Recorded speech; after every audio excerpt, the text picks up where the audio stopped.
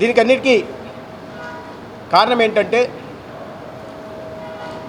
మోడీ గారు ఏదో ప్రధానమంత్రిగా కాకుండా ప్రజలకు తన సేవ చేయడానికి వచ్చిన ప్రధాన సేవకుడిగా తనను తాను ప్రజల ముందు ఆవిష్కరించుకున్నారు. పరిపాలనని ఒక కొత్త నిర్వచనం చెప్పి సేవగా మార్చారు. సేవ చేయడాన్ని ఒక సంస్కృతిగా ఈ దేశంలో మార్చారు.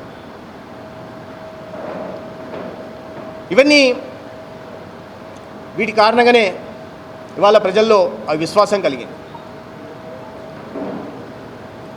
ముఖ్యంగా సమాజాన్ని కులం, మతం, ప్రాంతం ఆధారంగా సమాజం విడిపోతే వాటిని సరిచేస్తూ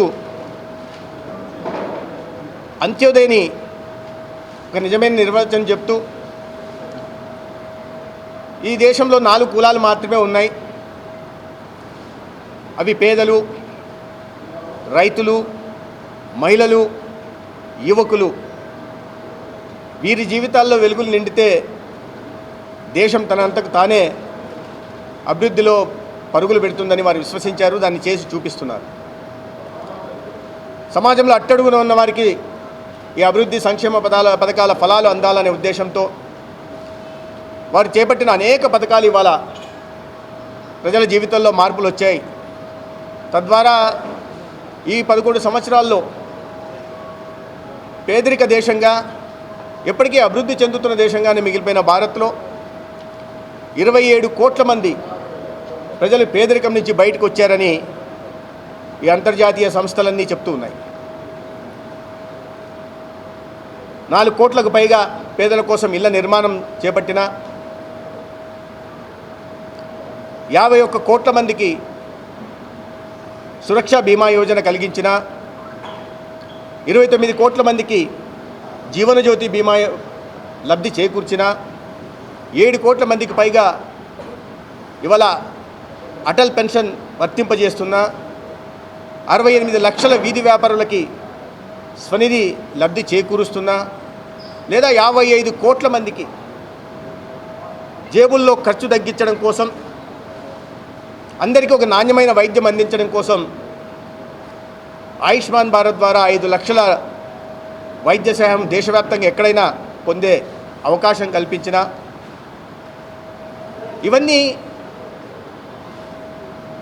పేదల్ని అదే ఉజ్వల పథకాన్ని తీసుకొచ్చిన, ఇవన్నీ పేదరికం నుంచి ప్రజల్ని బయటికి తీసుకురావడం కోసం చేసినవి.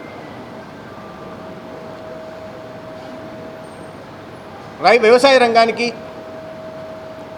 ఇవాళ పెద్ద ఎత్తున ఎక్కడో 28,000 కోట్లు మాత్రమే పెట్టుబడి బడ్జెట్ ఉంటే దాన్ని ఇవాళ పెంచుతూ 5 రెట్లు పెంచి 1,38,000, ఈ ఆర్థిక సంవత్సరంలో 1,38,000 బడ్జెట్గా మార్చారు.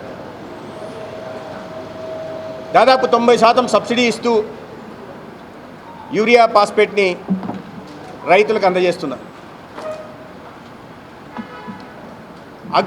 అగ్రికల్చర్ ఇన్ఫ్రాస్ట్రక్చర్ ఫండ్ తీసుకొచ్చి వ్యవసాయ రంగంలో మౌలిక సదుపాయాల కల్పన కోసం 1,00,000 కోట్ల కేటాయింపు చేయడం జరుగుతుంది. 32 కోట్ల సాయిల్ హెల్త్ కార్డులు ఇచ్చిన,